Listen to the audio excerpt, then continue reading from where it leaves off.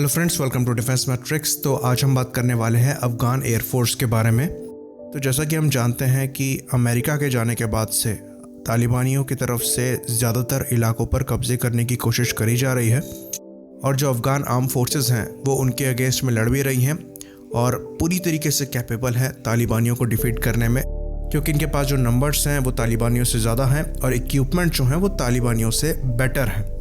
तो ये चीज़ भी फैक्ट है कि पाकिस्तान द्वारा पूरी तरीके से सपोर्ट किया जा रहा है तालिबान को, और ऐसा माना जाता है कि अगर तालिबान के कंट्रोल में अफ़गानिस्तान आता है तो ये बात जो है वो इंडिया के लिए भी सही नहीं होगी। उन तालिबानियों को पाकिस्तान डायरेक्ट कर सकता है कश्मीर की तरफ, वहाँ पर अनरेस्ट करने के लिए।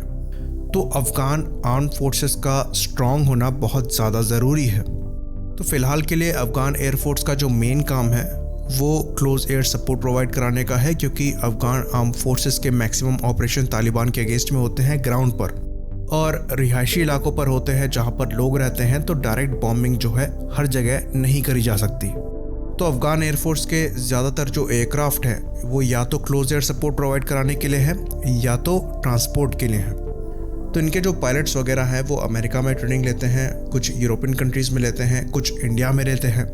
तो इनकी एयरफोर्स में करीबन 7,000 पर्सनल्स हैं और एयरक्राफ्ट में आपको मेनली मिलेंगे इनके पास सेस्ना 208, जिसमें से 24 जो हैं वो नॉर्मल ट्रांसपोर्ट एयरक्राफ्ट हैं और 10 जो हैं वो अटैक एयरक्राफ्ट हैं, साथ ही साथ रिकॉग्निजेंस एयरक्राफ्ट हैं। तो सेस्ना 208 जो है वो एक छोटा चीप एयरक्राफ्ट है, एक बार में करीबन 9 पैसेंजर को कैरी कर सकता है और इसमें एक सिंगल प्रैट एंड विटनी का इंजन लगा हुआ है।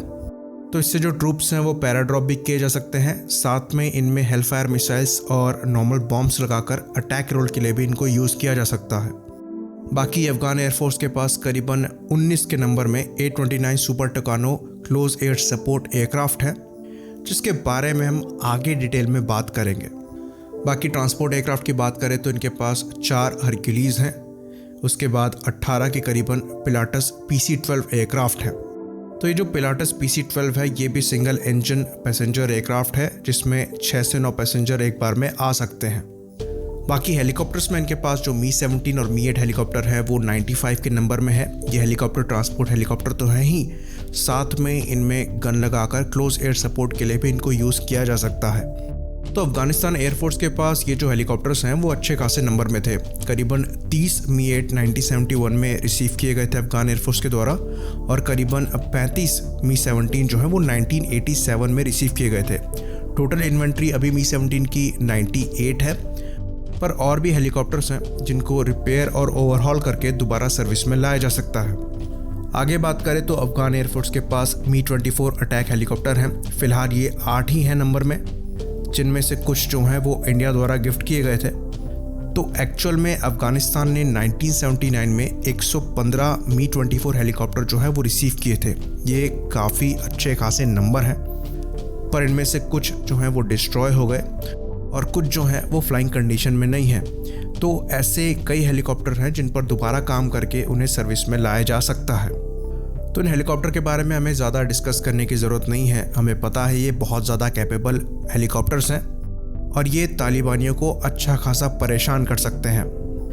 बाकी हेलीकॉप्टर की बात करें तो इनके द्वारा अमेरिकन UH-60 हेलीकॉप्टर भी ऑपरेट किए जाते हैं। करीबन 16 के नंबर में अभी फ़िलहाल ऑपरेशनल है और 143 टोटल ऑर्डर किए गए हैं। तो इन हेलीकॉप्टर्स में भी गेट पर मिनी गन लगाई गई है और क्लोज एयर सपोर्ट ये भी प्रोवाइड करा सकते हैं ट्रूप ट्रांसपोर्ट के साथ साथ। बाकी इंडिया द्वारा HAL चीता भी सप्लाई किए गए थे करीबन 3 के नंबर में, जो कि अभी भी ऑपरेशनल हैं। छोटे हेलीकॉप्टर में ये MD-500 को यूज़ करते हैं, जो कि लिटिल बर्ड का ही एक अटैक वर्जन है। तो ये जो हेलीकॉप्टर है इसमें 7.62 मिलीमीटर की मिनी गन्स लगाई जा सकती हैं। साथ में ये 2 रॉकेट पॉड्स को लगा सकता है, जिससे 7 रॉकेट फायर किए जा सकते हैं। बाकी से BGM-71 टो एंटी टैंक मिसाइल भी फायर करी जा सकती हैं, जो कि किसी भी आर्मर्ड व्हीकल वगैरह के अगेंस्ट में काफ़ी ज़्यादा यूज़फुल होने वाली हैं। लास्टली इनके पास पुराने बेल UH-1 हेलीकॉप्टर्स भी हैं, जो कि 10 के नंबर में करीबन सर्विस में हैं। तो ये छोटे हेलीकॉप्टर हैं जो कि वियतनाम वॉर से फेमस हुए और ये इनके द्वारा यूज़ किए जाते हैं ट्रांसपोर्ट के लिए, चाहे ट्रूप्स हो चाहे कार्गो हो। बाकी अफ़गानिस्तान एयरफोर्स द्वारा करीबन 73 के नंबर में AN-32 जो है वो रिसीव किए गए थे 1987 से। तो ये जो एयरक्राफ्ट है वो खाली 2011 तक ही ऑपरेशनल रहे, क्योंकि अफ़गान एयरफोर्स द्वारा इनको प्रॉपरली मेंटेन नहीं किया जा रहा था। तो इंडिया द्वारा यहाँ पर अफ़गान एयरफोर्स को सपोर्ट किया जा रहा है। इंडिया ने करीबन 50 एयरक्राफ्ट आइडेंटिफाई किए हैं, जिसमें AN-32 हैं, Mi-8, Mi-17 हेलीकॉप्टर्स हैं, साथ में Mi-24 अटैक हेलीकॉप्टर है जिनको ओवरहॉल करके दोबारा सर्विस में लाया जा सकता है। तो इंडिया द्वारा यहाँ पर अफ़गानिस्तान की मदद करी जाएगी, जिसमें ये जो AN-32 हैं उनको रिपेयर ओवरहॉल करके दोबारा सर्विस में लाया जाएगा।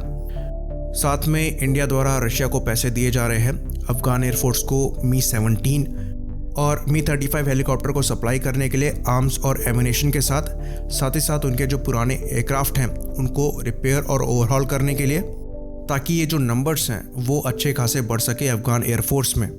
तो ये बहुत ज़रूरी है कि अफ़गानिस्तान एयरफोर्स जो है वो अपने एयरक्राफ्ट को ऑपरेशनल रख सके।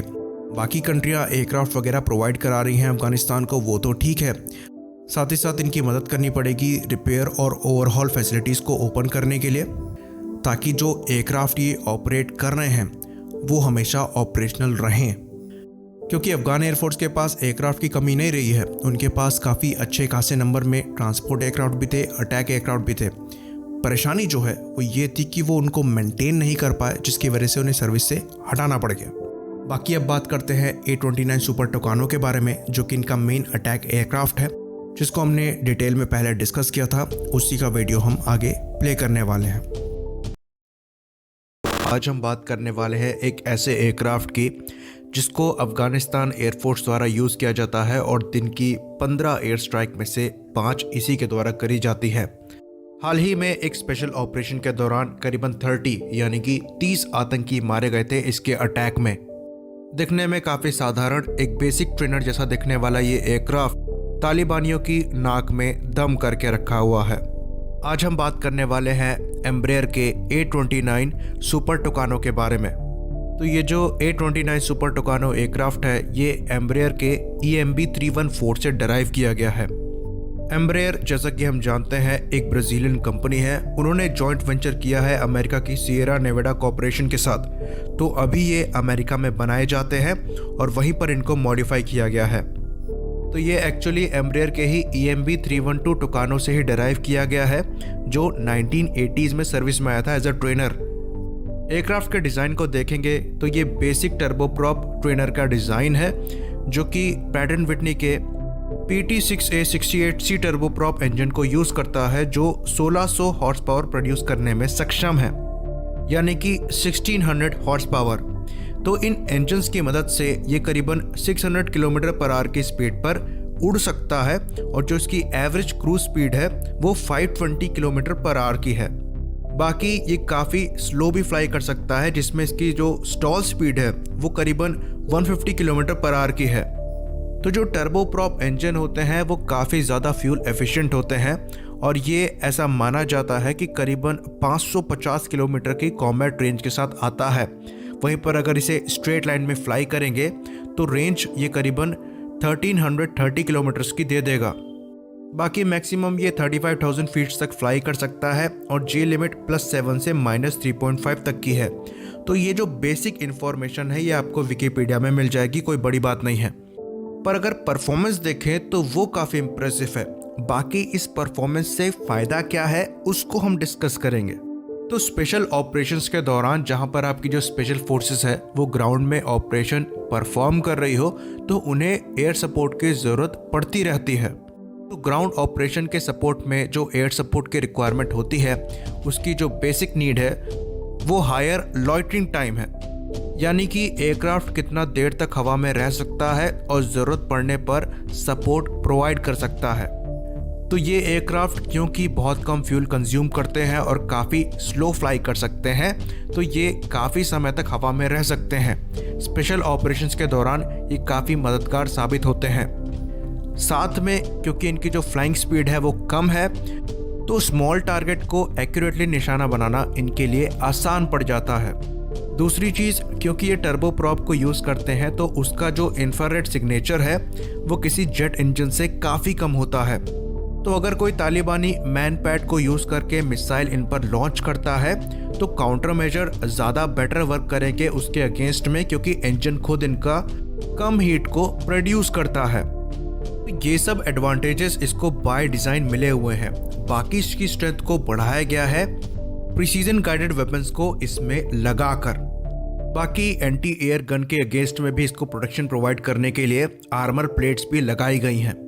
तो वेपन्स के बारे में बात करने से पहले आपको इसका कॉकपिट दिखाते हैं, जिसको काफ़ी ज़्यादा मॉडिफाई किया गया है। इसके कॉकपिट में 2 बड़े कलर्ड मल्टीफंक्शनल डिस्प्ले को लगाया गया है और हेड्सअप डिस्प्ले भी दिया गया है जो कि इजराइल से आता है। तो ये ग्लास कॉकपिट है और night vision goggle enabled cockpit है। तो इस एयरक्राफ्ट को यूज़ करते हुए रात में भी ऑपरेशंस को परफॉर्म किया जा सकता है। बाकी सेफ्टी की बात करें तो इसमें मार्टिन बेकर की 00 इजेक्शन सीट लगी हुई है। बाकी ज़रूरत पड़ने पर इसमें इलेक्ट्रो ऑप्टिकल टरेट को लगाया जा सकता है जो कि AN/AAQ-22 सैफायर टरेट है। तो ये टरेट दिन या रात कोई भी टाइम हो टारगेट को आइडेंटिफाई करने में तो मदद करता ही है, साथ ही साथ ये लेज़र डेजिग्नेटर के साथ आता है जो कि लेज़र गाइडेड वेपन को गाइड करने में सक्षम होते हैं। तो अब यहाँ से आगे बढ़ते हैं और बात करते हैं इसके वेपन्स की। शुरुआत करेंगे इसके इंटरनल कैनन से। तो ये इंटरनली 12.7 मिलीमीटर की 2 कैनन को यूज़ करता है जो कि 1100 राउंड्स पर मिनट फायर करने में सक्षम है और ये दोनों कैनन इसके दोनों विंग्स में लगी हुई हैं। बाकी ये 20 मिलीमीटर का गन पॉड भी कैरी कर सकता है जो कि 650 राउंड्स पर मिनट फायर करने में सक्षम है। बाकी इसके लिए एक 7.62 मिलीमीटर की गैटलिंग गन के ऊपर भी काम चल रहा है जिसे मिनी गन भी कहा जाता है, जो कि करीबन 3000 राउंड पर मिनट फायर करने में सक्षम है और काफ़ी ज़्यादा इफेक्टिव होगी भागते हुए तालिबानी को शूट करने में। बाकी इसमें 5 हार्ड पॉइंट्स है जिसमें से 4 जो है वो विंग्स के नीचे हैं और 1 फ्यूसेलाज के नीचे है। तो ये 70 मिलीमीटर के 4 रॉकेट पॉड्स को भी कैरी कर सकता है। और वहीं पर बात करें इसकी एयर टू एयर मिसाइल्स के बारे में तो ये साइडवाइंडर्स, पाइथन 3, पाइथन 4 फायर करने में सक्षम है। तो ये मिसाइल्स जो हैं वो IR गाइडेड मिसाइल्स हैं और शॉर्ट रेंज में अटैक हेलीकॉप्टर वगैरह के अगेंस्ट में इसे प्रोटेक्शन प्रोवाइड कराते हैं। बाकी जो इंटरेस्टिंग है वो ये है कि ये एयर टू ग्राउंड में AGM-65 मैवरिक्स को भी फायर कर सकता है जो कि 20 किलोमीटर दूर टारगेट को डिस्ट्रॉय कर सकती हैं लेज़र गाइडेंस से या फिर अपने इलेक्ट्रो ऑप्टिकल गाइडेंस से। बाकी ये जनरल पर्पस के भी बॉम्ब्स फायर कर सकता है जिसमें मार्क 81, मार्क 82 आते हैं। क्लस्टर बॉम्ब्स को भी फायर कर सकता है और प्रिसीजन गाइडेड वेपन्स में पेवे जैसे LGBs को भी फायर कर सकता है और JDAM किट के साथ GBU-54, GBU-38 जैसे बॉम्ब्स को भी फायर कर सकता है। तो ये वेल पैक्ड एयरक्राफ्ट है और स्पेशल ऑपरेशंस के लिए एक आइडियल ऑप्शन है अफगानिस्तान जैसे टेरेन में। इसी बात पर इस वीडियो को ख़त्म करते हैं। लाइक करिए, सब्सक्राइब करिए। जय हिंद।